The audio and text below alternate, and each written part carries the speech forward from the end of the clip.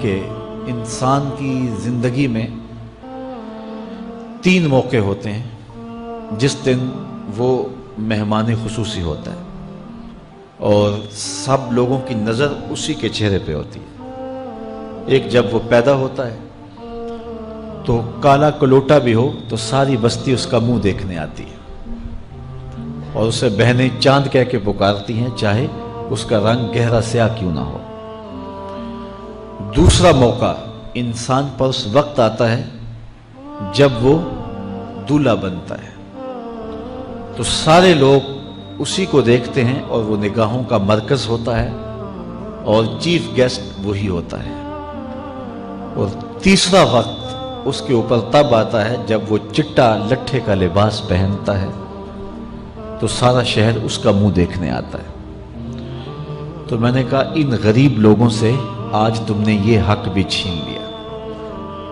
آج مخیر حضرات کو اوپر بٹھایا اور ان کو نیچے بٹھایا ہوا ہے اس لیے کہ یہ غریب ہیں، اور کسی کے چہرے کے اوپر میں نے کہا خوشی کے آثار نہیں نظر آ رہے، اداسیاں ہیں، اور اتنے لوگوں کو ان کی غربت کا گواہ بنا رہے ہو۔ ایک دم سکوت طاری ہو گیا حال پر، چونکہ مجھ سے وہ کچھ ایسی باتیں سننا چاہ رہے تھے جس سے ان کو داد ملتی۔ میں نے کہا تمہارے جذبے اپنی جگہ پہ، لیکن کاش کے رات کے اندھیرے میں ان بیٹیوں کے ماں باپ کو تم نے کچھ پیش کیا ہوتا اور یہ اپنے گھر سے رخصت ہوتی تو عرش والا رب بڑا راضی ہوتا۔ لیکن برا کرے نمائش کا کہ ہم نے ان بیٹیوں کا تماشا لگا دیا۔ میں ایک شہر میں گیا تو وہاں آج کل وہ پہلے تھا نا عمرے کے ٹکٹ محفل نعت میں، تو آہستہ آہستہ مجمع سمٹ گیا، تو اب ایک نیا سلسلہ شروع ہوا ہے کہ جہیز کی پرچیاں نکالی جائیں گی۔ تو اسی سال آپ کے قرب میں ایک جگہ 10 کے 15 جہیز فنڈ تھے، تو مجھے خطاب کرنے کے لیے انہوں نے کہا، تو بڑے شوق سے منتظم محفل نے بتایا کہ 15 بچیوں کا جہیز بھی نکالا جائے گا اور اس پردے کے پیچھے ہزاروں بچیاں بیٹھی ہوئی ہیں۔ تو میں نے اپنی گفتگو میں کہا کہ یہ ظلم نہ کرو، یہ زیادتی نہ کرو، تمہارے پاس 100 لوگوں کا کھانا ہے تو 500 لوگوں کو نہ بلاؤ کہ تم قرعہ اندازی کر کے 100 آدمیوں کو کھانا دے دو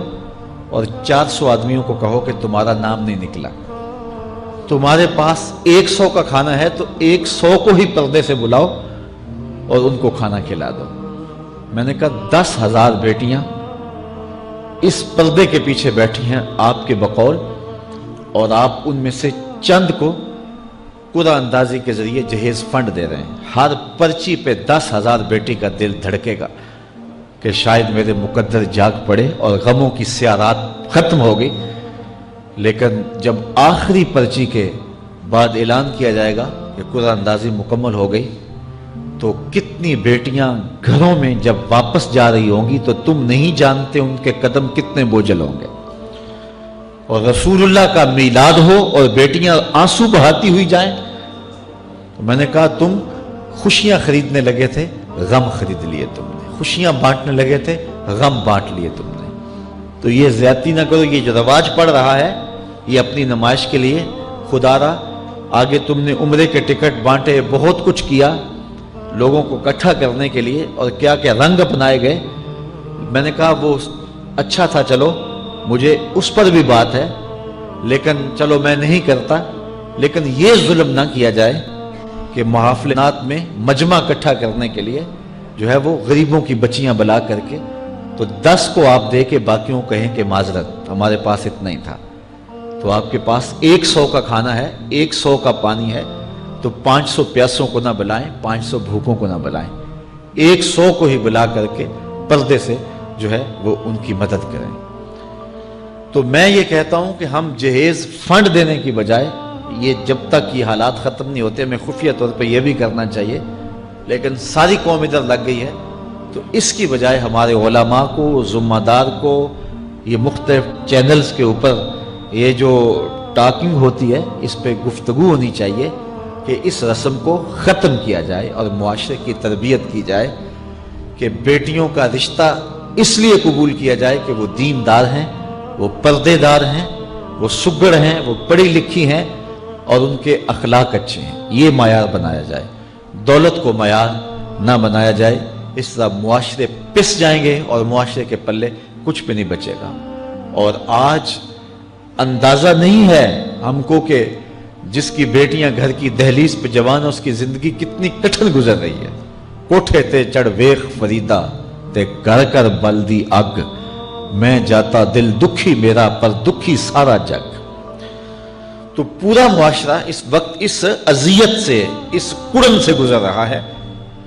کہ بیٹیاں جوان ہیں اور رشتے نہیں مل رہے، اور پھر اگر رشتے مل رہے ہیں تو بیٹے والوں کے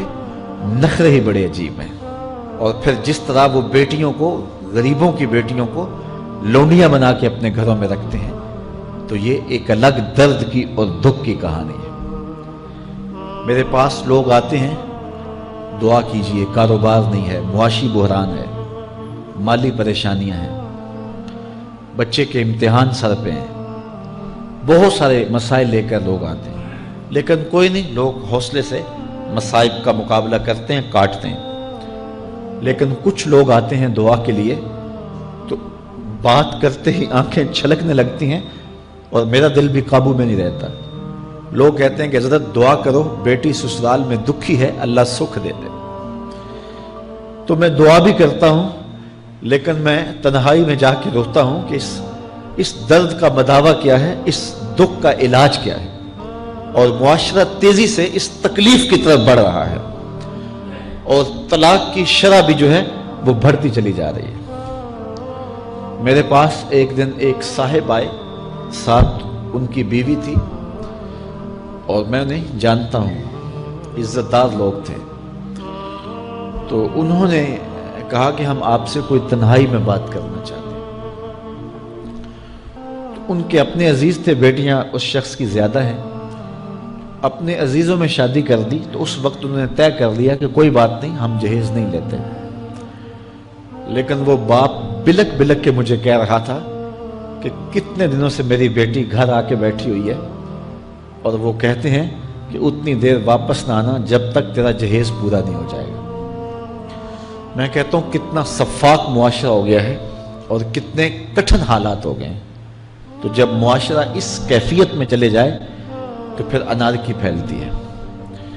اور معاشرے پھر قائم نہیں رہتے۔ تو کتنی باپ کی دہلیز پر بوڑھی ہونے والی بیٹیاں، ان کی سسکیاں، ان کی آہیں اور ان کی چیخیں اس معاشرے کو بے چین کی ہوئی ہیں۔ تو امیر لوگوں کی ذمہ داری ہے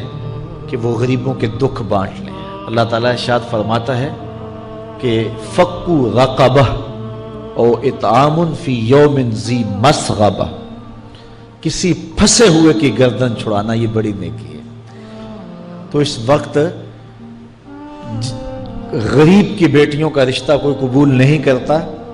اگر کوئی نوجوان اور اگر کوئی سرمایہ دار غریبوں کی بیٹیاں قبول کر لے تو یہ اس کی مہربانی ہوگی، اور اگر یہ نہیں کر سکتا تو کم از کم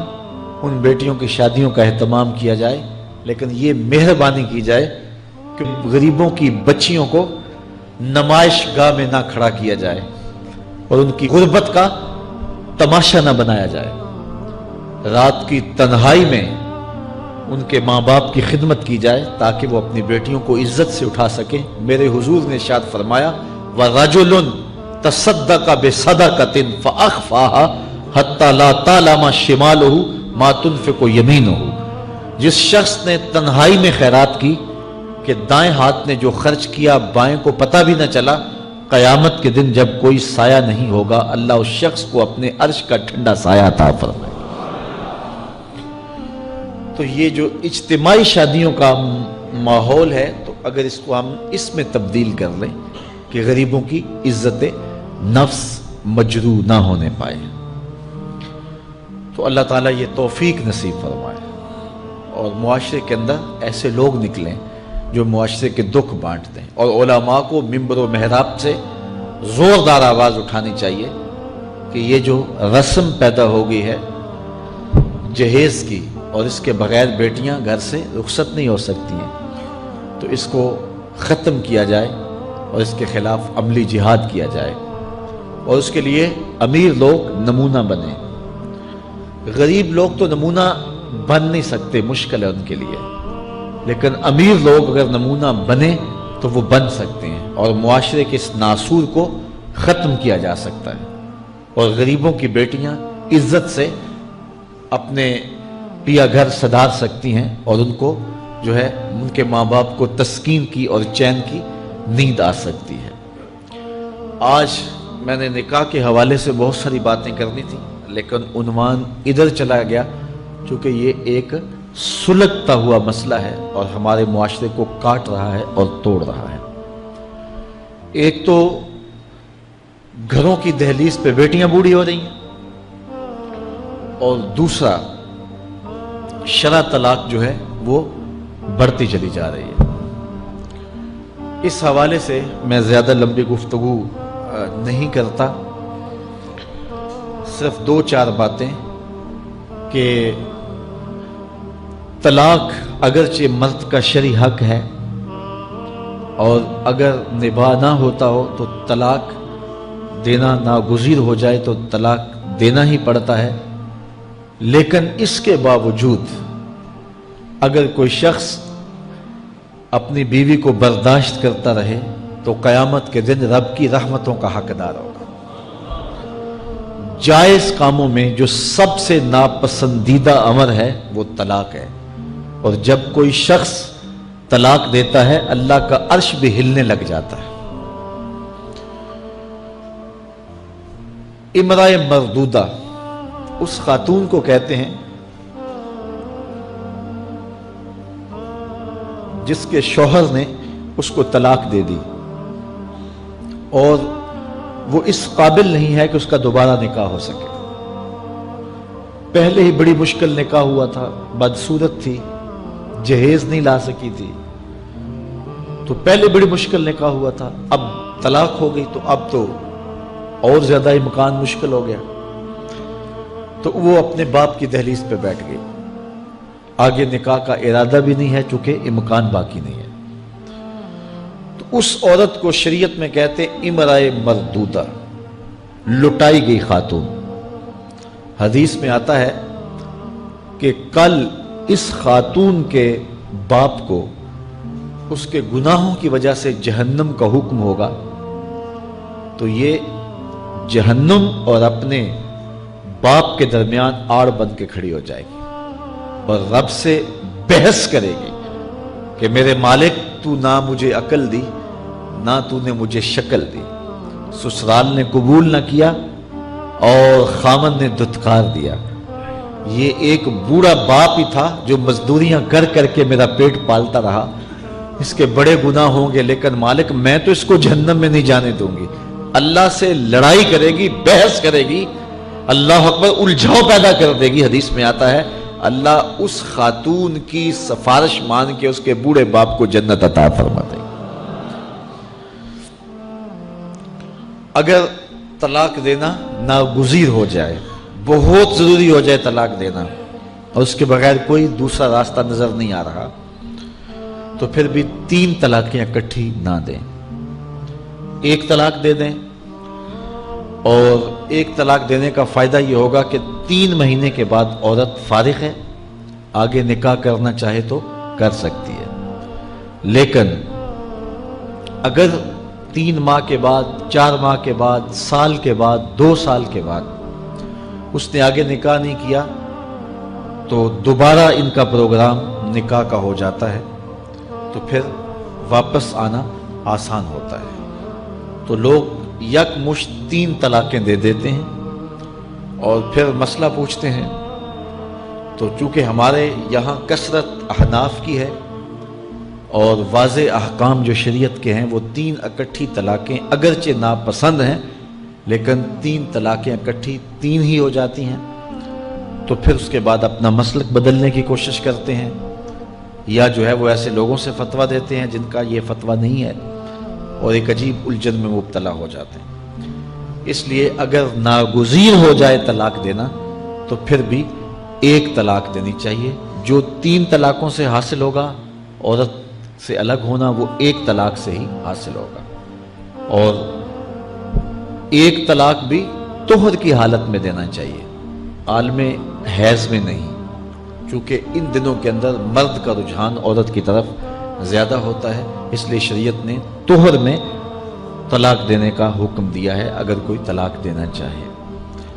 لیکن اگر کوئی حیض میں طلاق دے دے تو پھر بھی طلاق ہو جائے گی. تینوں اکٹھی دے دیں پھر بھی طلاق ہو جائے گی. لیکن ایک طلاق اور وہ بھی طہر میں اگر دی جائے، ہاں مہینے کے وقفے کے بعد دی جائے تو پھر بھی موقع موجود ہوتا ہے. تو عمومی طور پہ لوگ 3 طلاقیں اکٹھی دے کے بعد میں پریشان ہوتے ہیں، جو کہ طلاق دینے کے بعد پھر پوزیشن سوچ کی اور گمان کی اور ہوتی ہے. تو یہ ضروری باتیں تھیں. کار ما آخر شدو آخر ز ما کار نشد.